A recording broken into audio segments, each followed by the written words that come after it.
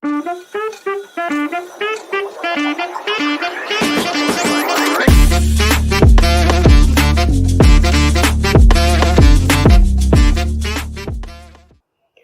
दोस्तों, kaizen classes के इस ऑनलाइन प्लेटफॉर्म पर एक बार फिर आपका स्वागत है। आज हमारा केमिस्ट्री का लेक्चर नंबर 6 है और आज के इस लेक्चर में हम लोग यूनिट नंबर 1 के PYQs और कुछ ऐसे क्वेश्चंस जो इन टॉपिक्स के ऊपर बन सकते हैं वो डिस्कस करेंगे। तो सबसे पहले हम लोग बात करेंगे आज PYQs की, जिसके अंदर PYQs है वन दरोगा, दुग्ध निरीक्षक और पशुधन प्रसार अधिकारी। इन तीनों एग्जाम्स में आए हुए जितने भी प्रीवियस ईयर क्वेश्चंस हैं वो हमने यहां पर कंपाइल किए हैं और एक एक करके 1 बाय 1 हम क्वेश्चंस को देखते हैं। बस क्वेश्चन करने से पहले जो हमने आपको 5 लेक्चर्स प्रोवाइड किए हैं, एक बार अगर उन्हें आप लोग अच्छे से देख लेंगे तो आप देख पाएंगे कि सभी क्वेश्चंस जो एग्जामिनेशंस में आ रखे हैं वो सारे के सारे क्वेश्चन बिल्कुल टू द पॉइंट है। बहुत आसान क्वेश्चन आते हैं, बशर्त आप लोग लेक्चर को ध्यान से देखिए, उनके नोट्स बनाइए और फिर आपको पता लगेगा कि कैसे कैसे क्वेश्चन इसमें आते हैं। तो चलिए सबसे पहले हम लोग क्वेश्चन नंबर 1 की शुरुआत करते हैं। क्वेश्चन आपको दिखाई दे रहा होगा। ये क्वेश्चन इन तीनों में से किसी एग्जाम में आ रखा है और ये क्वेश्चन वन दरोगा में आ रखा है। ठीक है, तो इस क्वेश्चन में क्या लिखा है ध्यान से पढ़िए आप लोग। इस क्वेश्चन में लिखा हुआ है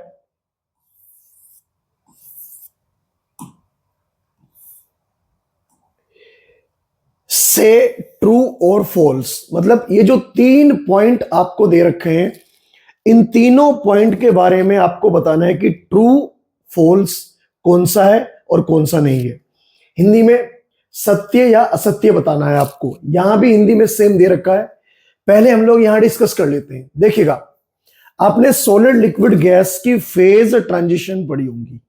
सॉलिड लिक्विड गैस की जो फेज ट्रांजिशन होती है, जहां पर सॉलिड कन्वर्ट होता है लिक्विड में, लिक्विड कन्वर्ट होता है गैस में और गैस कन्वर्ट होता है सॉलिड में, ऐसे आपने पढ़ा होगा।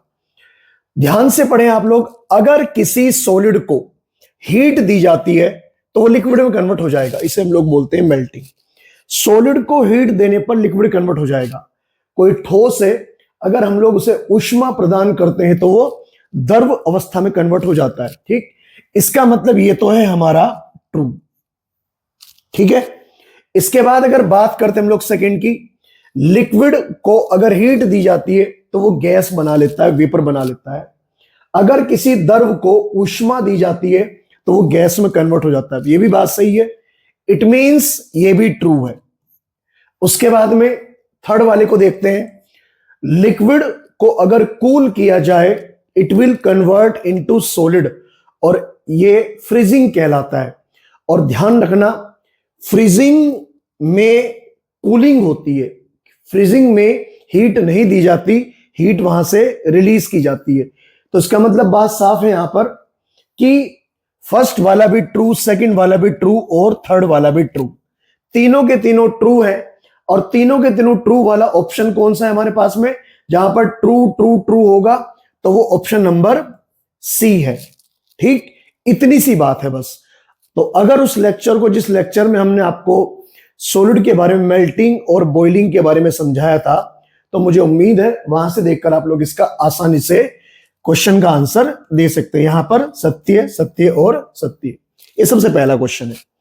अब आइएगा क्वेश्चन नंबर 2 पर। सेकंड क्वेश्चन क्या कहता है, देखिए ध्यान से क्वेश्चन नंबर 2 पर स्टूडेंट। क्वेश्चन नंबर 2 में लिखा है carbon is an example of which of the following.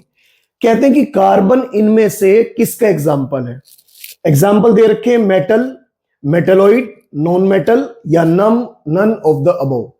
देखिए, जब आपको हमने एलिमेंट्स पढ़ाए थे, तत्व पढ़ाए थे, तो वहां पर हमने आपको बताया था कि पीरियोडिक टेबल में टोटल 118 एलिमेंट प्रेजेंट है। 118 एलिमेंट्स के अंदर लगभग 92 मेटल्स, लगभग 16 नॉन मेटल्स और अप्रोक्सीमेटली 7 मेटलॉइड्स होते हैं। कार्बन के बारे में सभी जानते हैं कि कार्बन एक नॉन मेटल है। कारण क्योंकि जो मेटल होते हैं उनके अंदर करंट फ्लो होता है और कार्बन के अंदर करंट फ्लो नहीं होता। कैसे पता लगा? जब किन्हीं दो इलेक्ट्रिसिटी के वायर को हम लोग जोड़ते हैं और बाय चांस कुछ टाइम बाद उन वायर की जॉइनिंग पॉइंट के ऊपर अगर कार्बन की लेयर बन जाती है तो वहां पर करंट फ्लो होना बंद हो जाता है या कम हो जाता है। इट मींस कार्बन की लेयर बनने की वजह से कार्बन करंट फ्लो नहीं करता, और करंट फ्लो कौन नहीं करते? Non metals. तो कार्बन के बारे में आपको जानना चाहिए, carbon is a non metal. ठीक, यहां भी ऐसा ही लिखा है निम्नलिखित में से कार्बन किसका उदाहरण है? तो ये अधातु का उदाहरण है। ठीक, तो ये क्वेश्चन भी आप लोग समझ गए होंगे। जैसे कार्बन के बारे में पूछा है, ऐसे ही किसी और एलिमेंट के बारे में पूछ सकते हैं। कोई मेटल भी हो सकता है, कोई नॉन मेटल भी हो सकता है। ऐसे भी पूछ सकते हैं कि इनमें से कौन सा मेटल द्रव अवस्था में पाया जाता है या कौन सा मेटल लिक्विड स्टेट में एग्जिस्ट करता है, इस तरह की। तो मैं अभी ये क्वेश्चंस कंप्लीट करने के बाद में आपको कुछ क्वेश्चन अपनी तरफ से करूंगा, तो उनमें आपको ये कैटेगरी मिल जाएगी। और अब देखिए नेक्स्ट क्वेश्चन में क्या कहा जा रहा है। नेक्स्ट क्वेश्चन में कहा जा रहा है, ध्यान से पढ़े आप लोग, 38 क्वेश्चन है। The name the gas present in cooking gas cylinder in home. Gas के बारे में आपको पढ़ाया था और कुछ एक दो पॉइंट हमने वहां पर आपको एडिशनल लिखवाए थे गैस के बारे में। हमने बताया था आपको कि इनके ऊपर कुछ इस तरह के क्वेश्चंस पूछ सकते हैं, और ये क्वेश्चन आ रखा है। ठीक है, घरों में खाना बनाने में प्रयोग होने वाले सिलेंडरों में उपस्थित गैस का नाम बताना है आपको। क्या है? 4 ऑप्शन दे रखे हैं। कंप्रेस्ड नेचुरल गैस, देखो इसे तो हम लोग बोलते हैं सीएनजी, और आप सभी भली भांति जानते हैं सीएनजी कहां पर यूज की जाती है। सीएनजी यूज की जाती है व्हीकल्स में। ठीक है, 4 व्हीलर 2 व्हीलर या बसेस वगैरह में, उनमें सीएनजी यूज करते हैं। सेकंड है लिक्विफाइड पेट्रोलियम गैस, इसे हम लोग बोलते हैं एलपीजी। और आपको पता होना चाहिए एलपीजी ही वो गैस है जो हाउस होल्ड गैस है, जो किचन में फूड कुकिंग में हेल्प करती है। जो एलपीजी के सिलेंडर आप लोग परचेज करते हैं मार्केट से, तो वही गैस बर्नर को जलाने में हेल्प करती है। हमारा आंसर होना चाहिए बी, लिक्विफाइड पेट्रोलियम गैस। बाकी liquefied hydrogen gas, liquefied carbon dioxide gas, ये अलग जगह पर यूज होती है, लेकिन घरों में यूज होने वाली जो गैस है उसका नाम है एलपीजी, लिक्विफाइड पेट्रोलियम गैस। आसान सा क्वेश्चन है और आ रखा है एग्जाम में। बात करते हैं नेक्स्ट क्वेश्चन की। ये क्वेश्चन हमने डायरेक्ट आपको समझाया था, बिकॉज आपके सिलेबस में है। आपको कंडेंसेशन, सब्लिमेशन, मेल्टिंग, बॉइलिंग, कुछ इस तरह के पॉइंट डिस्कस हमने आपके सामने किए थे। तो अगर हम इस क्वेश्चन को पढ़ते हैं तो क्या लिखा है इसके अंदर? तो इसमें लिखा है conversion of solid directly into gas. अगर ठोस सीधे सीधे गैस में परिवर्तित हो जाए तो उस फिनोमिना को हम लोग क्या बोलते हैं? तो लिखवाया था हमने, डेफिनेशन लिखवाई थी, सब्लिमेशन। ठीक है, तो कंडेंसेशन, फ्यूजन, सब्लिमेशन, तो नाम क्या है? सब्लिमेशन। इसे हम लोग बोलते हैं ऊर्ध्वपातन। ठीक है, हिंदी में क्या नाम है इसका? ऊर्ध्वपातन। ठीक है, सब्लिमेशन सिंपल सा नाम है। ठीक है, तो आपको ऐसे याद रखना है। तो डायरेक्ट क्वेश्चन इस तरह से आते हैं। नेक्स्ट क्वेश्चन की अगर बात करें हम लोग, क्वेश्चन नंबर 47 है। थोड़ा सा कॉन्सेप्चुअल क्वेश्चन है। आपको इवेपोरेशन, वाष्पीकरण नाम का एक टॉपिक पढ़ाया था हमने, इवेपोरेशन नाम का टॉपिक पढ़ाया था, और उस टॉपिक को जब हमने डिफाइन कर दिया था एग्जाम्पल के साथ में, तो थोड़ा सा उस टॉपिक के एंड में, लास्ट में, आपको 3-4 कुछ फैक्टर्स पढ़ाए थे कि इवेपोरेशन को अफेक्ट करने वाले फैक्टर्स कौन कौन से हैं। तो अगर उन फैक्टर्स को हम देखें तो कैसे हम लोग देख पाते हैं? कह रहे कि जो इवेपोरेशन है इज इंक्रीज कौन कौन से फैक्टर पर इवेपोरेशन डिपेंड करेगा, इवेपोरेशन कब इंक्रीज होगा, इवेपोरेशन को हम कैसे डिफाइन करते हैं। पहला, इंक्रीज इन सरफेस एरिया। बिल्कुल, रेट ऑफ इवेपोरेशन दो तीन फैक्टर पर डिपेंड करता है। रेट डायरेक्टली प्रोपोर्शनल टू होता है सरफेस एरिया के। सरफेस एरिया बढ़ेगा तो रेट ऑफ इवेपोरेशन ज्यादा होगा। अगर खुले आसमान के नीचे एक बहुत बड़े वाटर बॉडी के अंदर, किसी बड़े कंटेनर के अंदर पानी भरा हुआ है, तो वहां पर पानी जल्दी उड़ जाएगा, उसका वाष्पीकरण जल्दी हो जाएगा। और अगर उसका सरफेस एरिया कम है, वो बंद कंटेनर है, तो वहां से पानी थोड़ा देर से उड़ेगा। तो ये बात सही है बिल्कुल। इंक्रीज इन टेम्परेचर, बिल्कुल बात सही है कि जो रेट ऑफ इवेपोरेशन है वो डायरेक्टली प्रोपोर्शनल टू होता है टेम्परेचर के।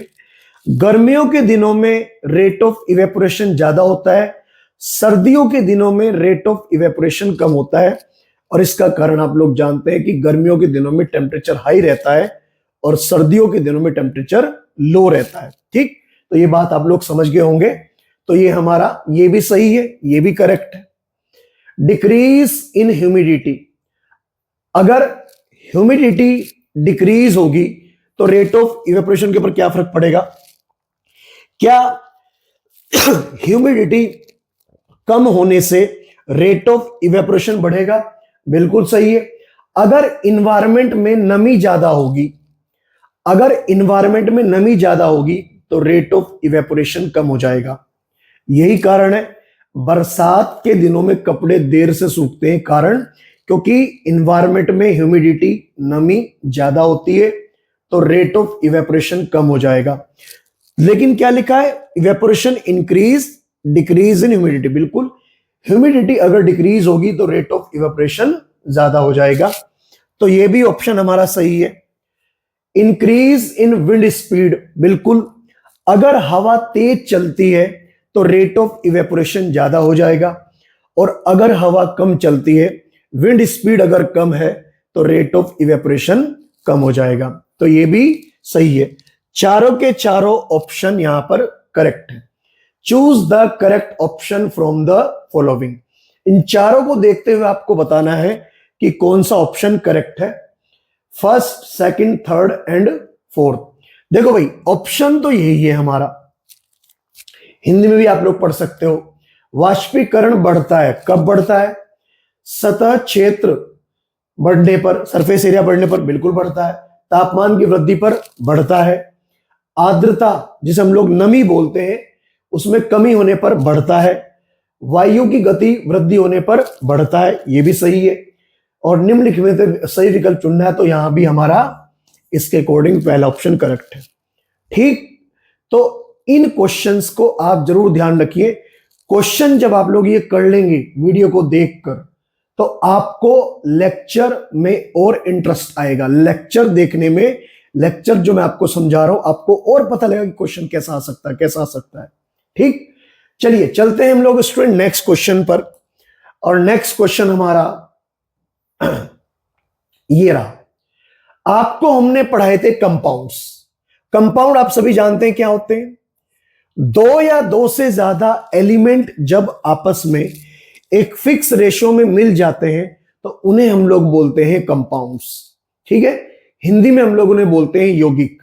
तो यहां पर एक कंपाउंड का फॉर्मूला पूछा है। ठीक है, कुछ फॉर्मूले हमने आपको लिखवाए भी थे, समय आने पर और भी लिखवा देंगे। जब आपको केमिकल बॉन्डिंग नाम का चैप्टर पढ़ाएंगे तो वहां पर आपको कुछ और कंपाउंड, उनकी पूरी लिस्ट बना के मैं आपको दूंगा, जिससे कि अगर इनके अलावा कोई और आए वो भी आप लोग सोल्व करें। क्या पूछा है? Chemical formula of bleaching powder.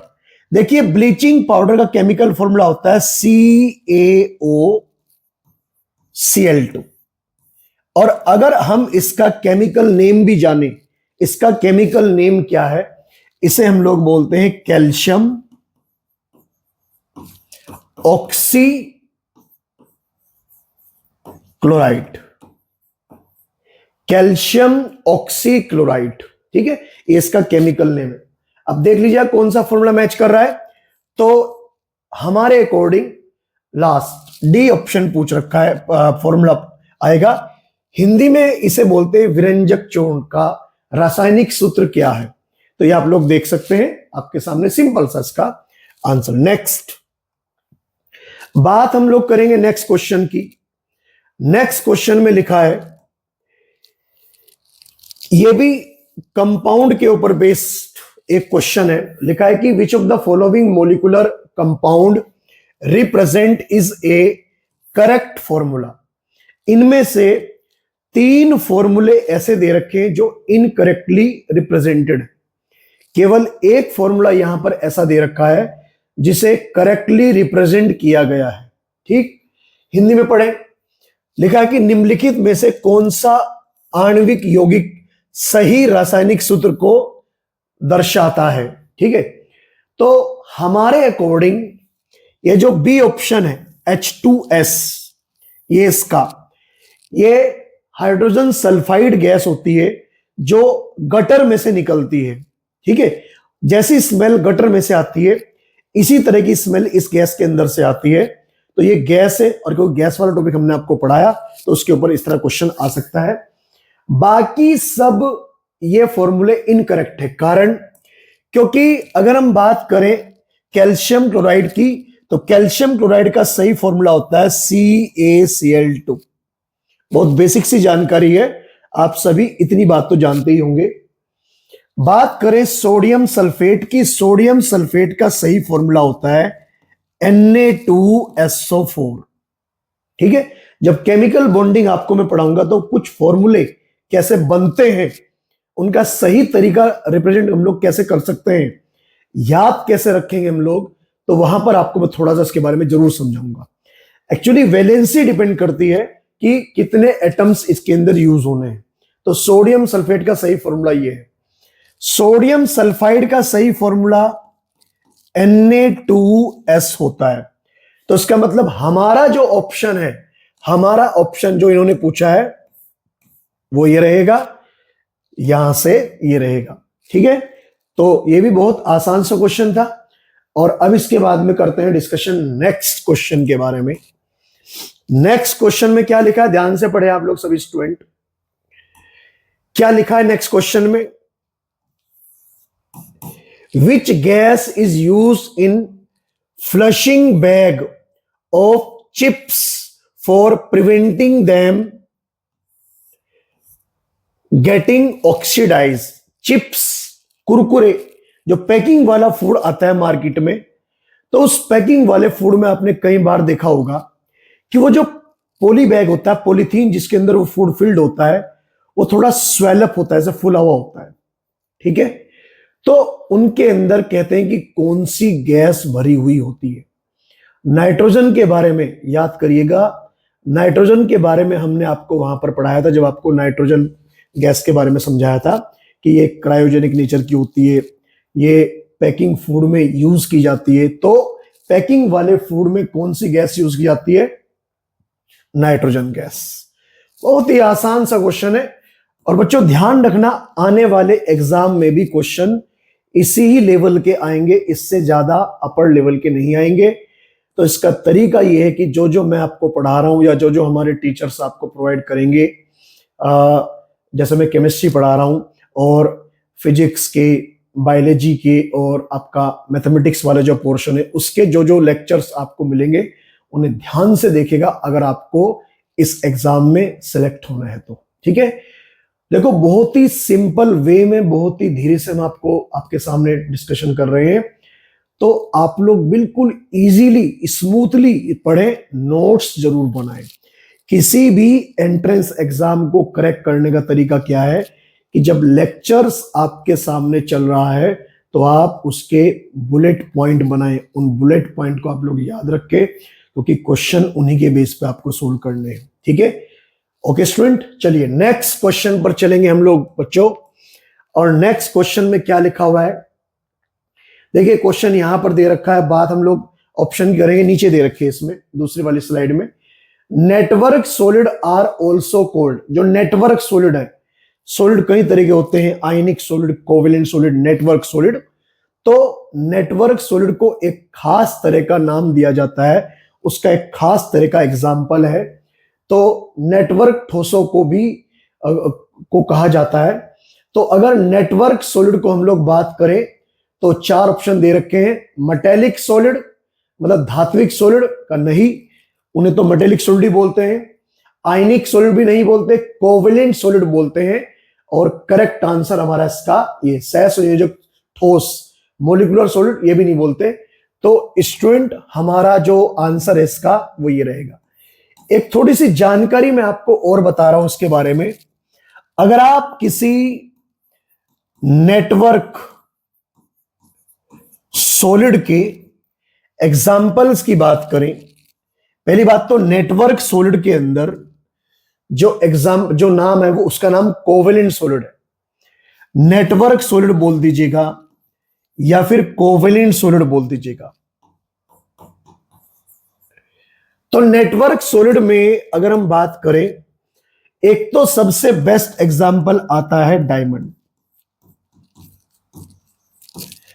Diamond में कार्बन कार्बन की टेट्राहेड्रल चेन मिलती है, चतुष्क फलक ये चेन मिलती है। ठीक है, एक शेप है, एक स्ट्रक्चर है, तो उस तरह की स्ट्रक्चर मिलती है। 3D में मिलती है ऐसे स्ट्रक्चर। कार्बन की बड़ी बड़ी चारों तरफ से चेन मिलती है, क्योंकि कार्बन 4 तरफ से बॉन्ड बनाता है, तो वो एक जाल की तरह दिखाई देता है, एक नेटवर्क की तरह दिखाई देता है। ठीक है, दूसरा एग्जाम्पल नेटवर्क सॉलिड का जो सबसे बेहतर है वो है ग्रेफाइट।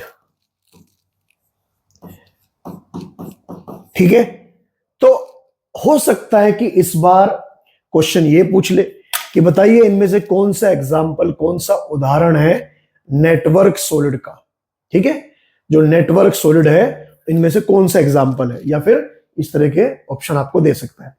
तो ये भी आपको अच्छे से ध्यान से अपने नोट्स में मेंशन कर लेना है। इन क्वेश्चंस को आप नोट करके और इनके आंसर नोट करें। एक्चुअली क्या है, क्वेश्चन पे क्वेश्चन निकलता है। जब हम नए क्वेश्चन सोल्व करते हैं तो पुराने क्वेश्चन से कभी कभी करेक्शन मिल जाता है उसका। तो हर वो चीज आपको करनी है जहां से आपको एग्जाम क्रैक करने में हेल्प मिले। हर वो तरीका आपको अपनाना है। ठीक है, इसमें बिल्कुल भी लापरवाही आपको नहीं करनी है। आते हैं नेक्स्ट क्वेश्चन पर। देखिए स्टूडेंट क्या लिखा हुआ है इसके अंदर, ध्यान से पढ़े। लिखा है कि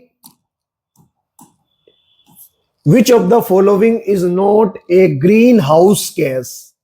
पहली बात तो ग्रीन हाउस गैस किसे बोलते हैं? ग्लोबल वार्मिंग के लिए रेस्पॉन्सिबल गैस जो होती है उन गैसेस को हम लोग बोलते हैं green house gas. Green house effect का नाम आपने सुना होगा, बायोलॉजी में आएगा जब हम बायोलॉजी पढ़ेंगे, या फिर केमिस्ट्री में भी आएगा। लेकिन जब मैं आपको इन्वायरमेंट वाला चैप्टर पढ़ाऊंगा, इन्वायरमेंट वाला पोर्शन है, जब वो मैं आपको पढ़ाऊंगा तो वहां पर आएगा। ठीक, तो निम्नलिखित में से कौन सी ग्रीन हाउस गैस नहीं है, नोट के बारे में करना है। कार्बन डाइऑक्साइड, क्लोरोफ्लोरोकार्बन और मीथेन, ये तीनों की तीनों गैस ग्रीन हाउस गैस है। हमने वहां पर लिखवाया था कि ग्लोबल वार्मिंग के लिए सबसे ज्यादा रेस्पॉन्सिबल गैस कौन सी होती है? Carbon dioxide. मीथेन भी होती है, क्लोरोफ्लोरोकार्बन, CFCs बोलते हैं जिसे हम लोग। तो जो रेफ्रिजरेटर, फ्रिजेस और जो एयर कंडीशन होते हैं उनके अंदर जो गैस निकलती है वो इन्वायरमेंट में जाती है और इन्वायरमेंट को डैमेज करती है, टेम्परेचर बढ़ाती है। तो ये गैसेस ग्रीन हाउस गैस हैं सारी की सारी। इन गैसेस को हम लोग बोलते हैं ग्रीन हाउस गैस। हो सकता है इस बार क्वेश्चन ये वाला आ जाए कि बताइए इनमें से कौन सी गैस ग्रीन हाउस गैस का एग्जाम्पल है। अभी तो पूछा है कि इनमें से कौन सी गैस ग्रीन हाउस गैस का एग्जाम्पल नहीं है, तो हो सकता है इस बार ये पूछ ले कि इनमें से कौन सी गैस ग्रीन हाउस गैस का एग्जाम्पल है। तो इसका मतलब नाइट्रोजन ग्रीन हाउस गैस नहीं है। तो हमारा जो ऑप्शन यहां पर मैच करेगा, हमारा ऑप्शन मैच करेगा ये वाला। ठीक है, सॉरी ये वाला नहीं, ये वाला। ठीक है, नाइट्रोजन। तो nitrogen green house gas category में नहीं आती है। ठीक है, तो एक क्वेश्चन ये हुआ आपका। चलिए आते हैं हम लोग बच्चों नेक्स्ट क्वेश्चन पर। चलिए, मुझे लगता है कि अभी इतने क्वेश्चन इसके अंदर बचे हुए हैं, तो यही क्वेश्चन हम लोग अभी देखते हैं। अब मैं आपके सामने कुछ क्वेश्चन अपनी तरफ से लिखकर उनके आंसर बनाकर जो मॉडल क्वेश्चंस के फॉर्म में आपको मिलेंगे उन्हें दिखा रहा हूं, और फिर मैं आपको अपने टेलीग्राम चैनल पर एक क्वेश्चन की शीट सेंड करूंगा, जिससे आपको थोड़ा सा उसकी हेल्प मिले और आप उसकी प्रैक्टिस को सोल्व करें। देखो लगभग मैंने यहां पर ये 10 क्वेश्चन सोल्व कराए आपको, तो कुछ क्वेश्चन मैं आपको यहां पर सोल्व करा रहा हूं और अपनी तरफ से, कि जैसे एक क्वेश्चन ये बनता है, इसे ध्यान से आप लोग अगर पढ़े, एक क्वेश्चन ये है,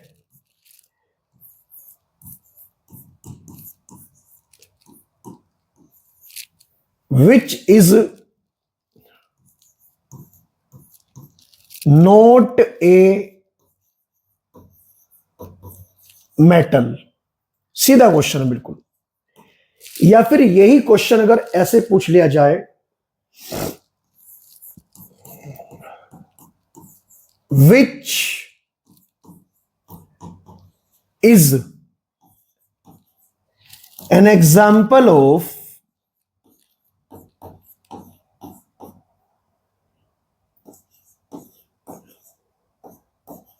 नॉन मेटल। देखिए अभी कुछ देर पहले जब हमने PYQs आपको कराए थे, तो वहां पर एक क्वेश्चन आया था कि बताइए कार्बन इनमें से किसका एग्जाम्पल है। मतलब एलिमेंट दे दिया और पूछ लिया कि मेटल है, नॉन मेटल है, मेटलॉइड है, क्या है वो। ऐसा क्वेश्चन बन सकता है कि किसी एलिमेंट का नाम दिया, किसी तत्व का नाम दिया और नाम दे के क्वेश्चन पूछ लिया कि भाई बताइए ये जो एलिमेंट गिवन है, जैसे कार्बन का एग्जाम्पल लिया था, आयरन का ले लेंगे, सोडियम का ले लेंगे, क्लोरीन का ले लेंगे, हाइड्रोजन का ले लेंगे, नाइट्रोजन का ले लेंगे, पूछ लेंगे कि बताइए इनमें से कौन सी कैटेगरी में आता है, किस समूह में आता है, मेटल है, नॉन मेटल है, मेटलॉइड है। लेकिन अगर यहां बात करें, यहां क्वेश्चन थोड़ा सा चेंज हुआ, विच इज नॉट ए मेटल, इनमें से कौन सा मेटल नहीं है। मैं 4 ऑप्शन आपके सामने यहां पर लिख रहा हूं स्टूडेंट, आप ध्यान से पहले 4 ऑप्शन को देखिएगा, A B C D, 4 option है। कह रहे कि which is not a metal, आप देख के बताइएगा।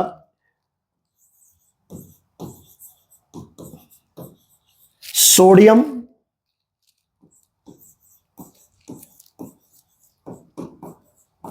ब्रोमीन,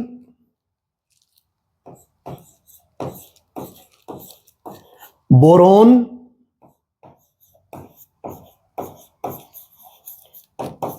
और बेरिलियम। देखो ये भी आपको समझना है कि सोडियम का एग्जाम्पल Na है, ब्रोमीन का एग्जाम्पल Br2 लिखते हैं, बोरोन का एग्जाम्पल Br लिखते हैं, और बेरिलियम को हम लोग लिखते हैं Be। ठीक है, तो सिंबल भी थोड़े से आपको याद रखने हैं, क्योंकि साइंस का एग्जाम है ये, वन दरोगा वाला, जो बाकी भी जो इसकी कैटेगरी में एग्जाम आने वाले हैं, तो सिंबल थोड़े से आपको याद रहे तो अच्छा रहता है, क्योंकि इसके ऊपर क्वेश्चन बन सकते हैं। तो इनमें से कौन सा है जो मेटल नहीं है। देखो सोडियम एक मेटल है, ब्रोमीन एक नॉन मेटल है। ब्रोमीन उन 17-16 एलिमेंट के अंदर आता है जो सारे के सारे नॉन मेटल। बोरोन मेटल है और बेरिलियम भी मेटल है। इसका मतलब यहां पर जो ऑप्शन बनेगा वो ये बनेगा। अब यहां जाइएगा, which is an example of non metal, कि बताइए इनमें से कौन सा एग्जाम्पल है नॉन मेटल का। अगर सेम ऑप्शन में यहां पर दे दूं आपको, सेम बिल्कुल exactly same, A B C और डी, यहां पर मैंने लिखा सोडियम, ब्रोमीन, उसके बाद में बोरोन, उसके बाद में बेरिलियम। ओके, और सिंबल आपको पता ही है। दोनों के दोनों क्वेश्चन सेम है, बट पूछने का तरीका अलग है। यहां क्या पूछा है, विच इज नॉट ए मेटल, इनमें से कौन सा मेटल नहीं है, कौन सा एलिमेंट मेटल नहीं है। बट यहां क्या पूछा है, यहां पूछा है बच्चों, which is an example of non metal, कि नॉन मेटल कौन सा है। तो आंसर तो यही है। ठीक है, तो क्वेश्चन को थोड़ा सा घुमाकर, क्वेश्चन को थोड़ा सा रोटेट करके दे सकते हैं। तो अगर आपने थोड़ा सा सीक्वेंस में और हल्का सा डीप, ज्यादा नहीं, हल्का सा सुपरफिशियल डीप जिसे बोलते हैं हम लोग, अगर वो ध्यान से पढ़ा है, बुलेट पॉइंट बना रखे हैं, तो मुझे उम्मीद है कोई भी ऐसा क्वेश्चन नहीं आएगा जो आप ना कर सके, जिससे आप गो थ्रू नहीं है। ठीक है, चलिए नेक्स्ट क्वेश्चन पर आते हैं। एक और ऐसा ही क्वेश्चन मैं आपके सामने यहां पर लेके आ रहा हूं, उसे देखिएगा आप लोग। क्वेश्चन नंबर 2, और क्वेश्चन नंबर 2 मैं आपको जो दे रहा हूं यहां पर, वो सॉलिड, लिक्विड और गैस के ऊपर बना के दे रहा हूं। ठीक है, क्वेश्चन है, why ice cube float on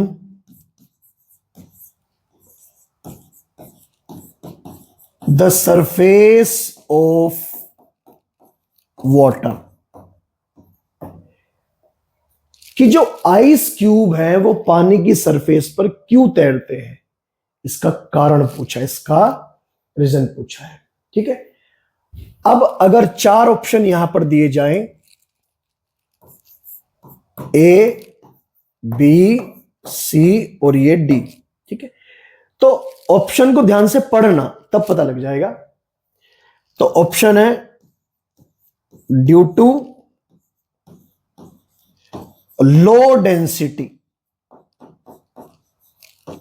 of ice, कि भाई आइस की डेंसिटी लो है, और कंपैरिजन किससे हो रहा है, वाटर से, कि आइस की डेंसिटी कम है। अच्छा, ऑप्शन ऐसे दे सकते हैं, ड्यू टू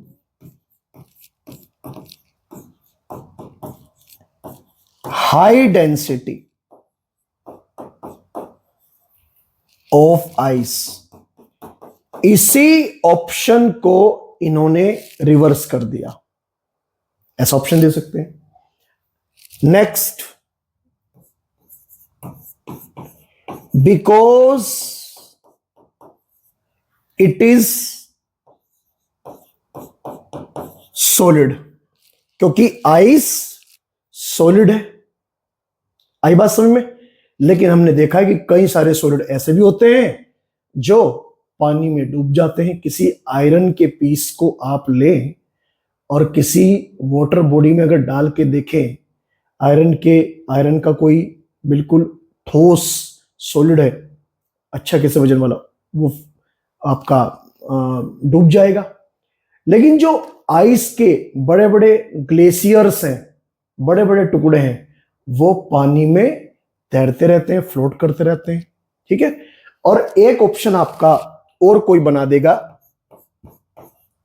नन, ऐसे करके ऑप्शन बना देगा।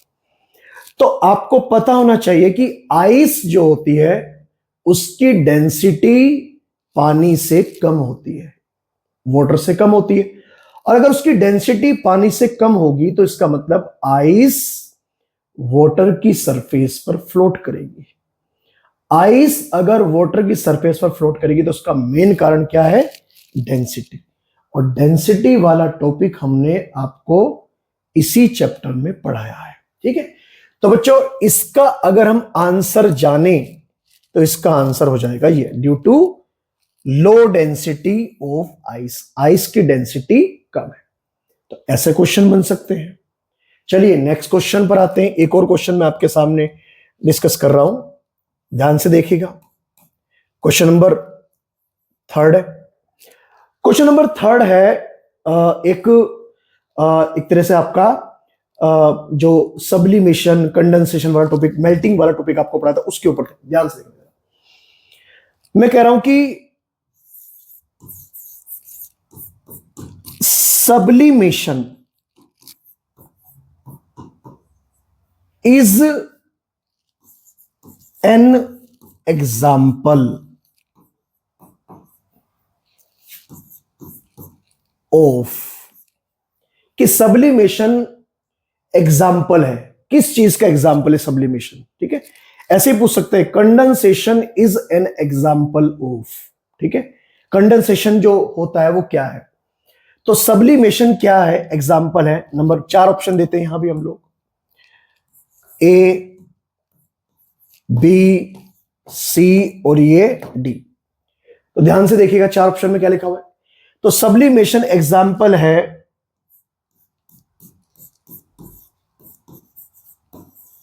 एक्सोथर्मिक प्रोसेस का।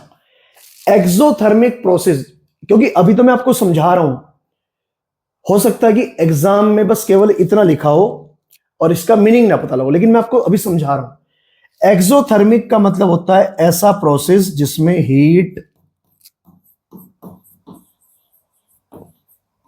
रिलीज होती है।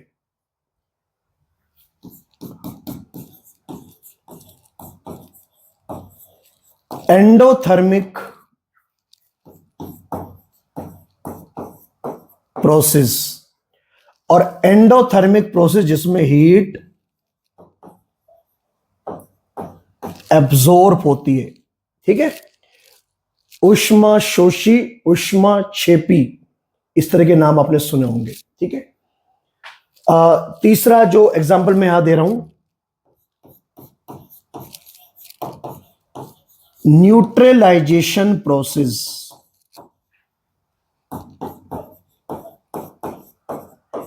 मैं आपको एक चैप्टर पढ़ाऊंगा एसिड बेस एंड सोल्ट वाला, सिलेबस में आपके, कि जब एक एसिड को बेस में हम लोग डालते हैं, मिक्स करते हैं एसिड बेस को, तो सोल्ट बनता है और वो रिएक्शन कहलाती है, वो प्रोसेस कहलाता है न्यूट्रलाइजेशन प्रोसेस।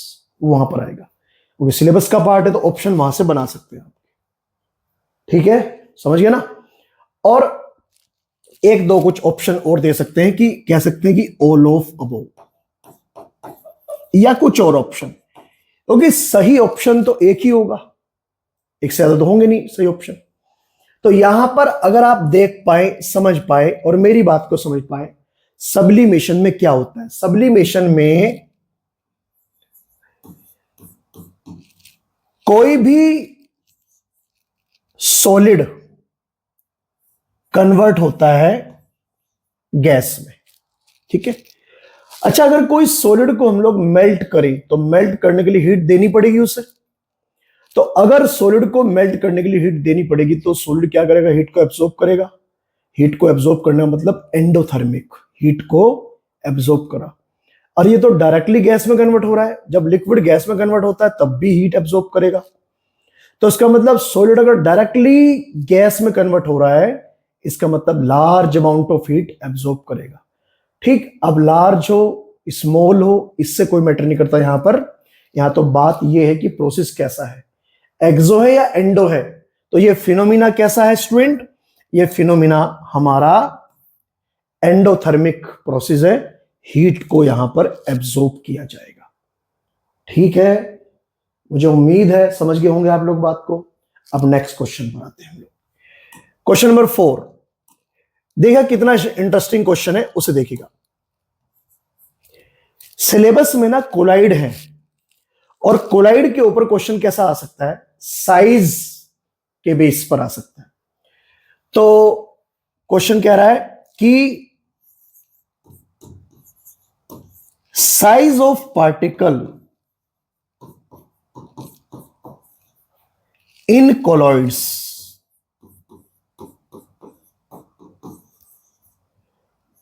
तो जो कोलॉइड्स होते हैं उनमें पार्टिकल का साइज क्या होता है।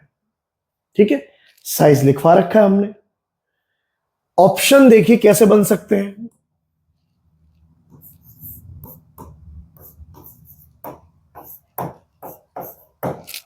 पहला ऑप्शन 1 एंगस्ट्रोम से लेके 10 एंगस्ट्रोम तक, 10 एंगस्ट्रोम से लेके 1000 एंगस्ट्रोम तक, 1000 एंगस्ट्रोम से लेके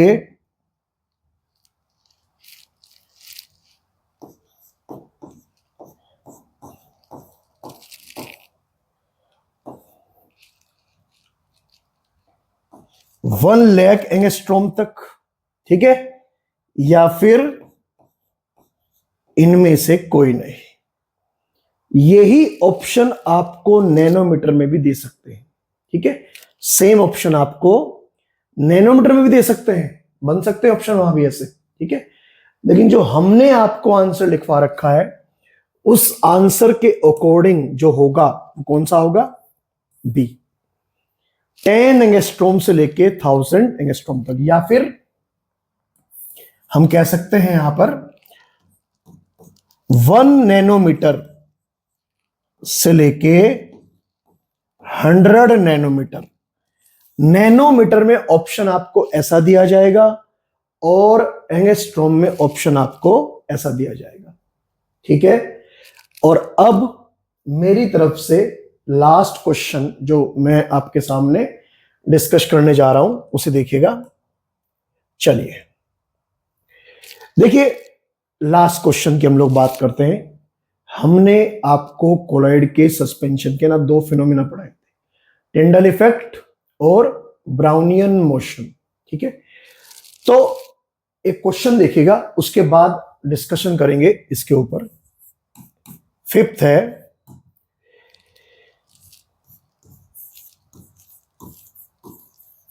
टिंडाल इफेक्ट। एक तो हमने बताया था ये, और एक हमने बताया था आपको Brownian motion.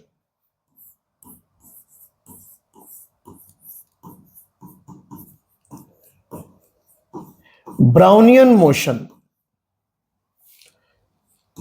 is shown by,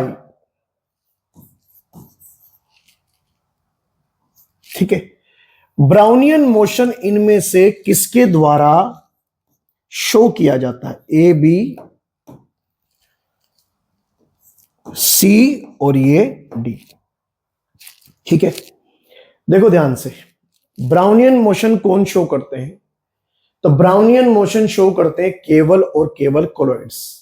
solution होते हैं 3 टाइप के, एक ट्रू सॉल्यूशन, एक कोलॉइड सॉल्यूशन और एक सस्पेंशन, ठीक है।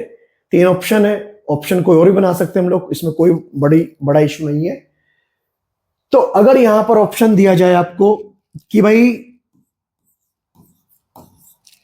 ट्रू सॉल्यूशन, दूसरा कोलाइडल सॉल्यूशन, तीसरा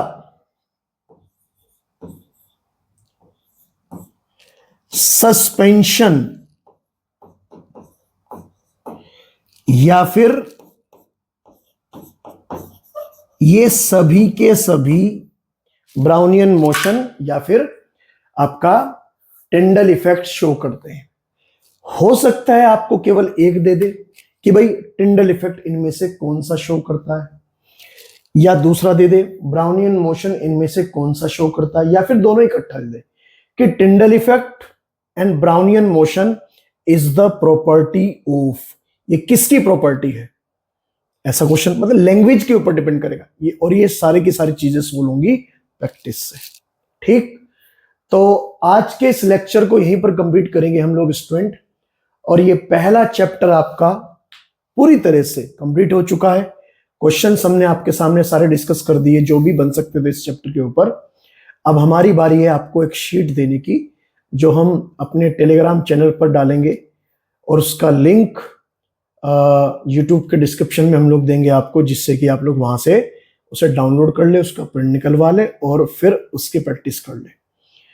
मैं 2 मिनट के लिए आपको एक छोटी सी बात और समझा रहा हूं कि लेक्चर्स आप पूरे देखें, ध्यान से देखें, जिससे कि आपके नोट्स आपकी लैंग्वेज में बने, और फिर क्वेश्चन को किसी भी तरह से रोटेट कर दिया जाए, घुमा दिया जाए, आप उसे आसानी से सोल्व कर लें, ठीक है।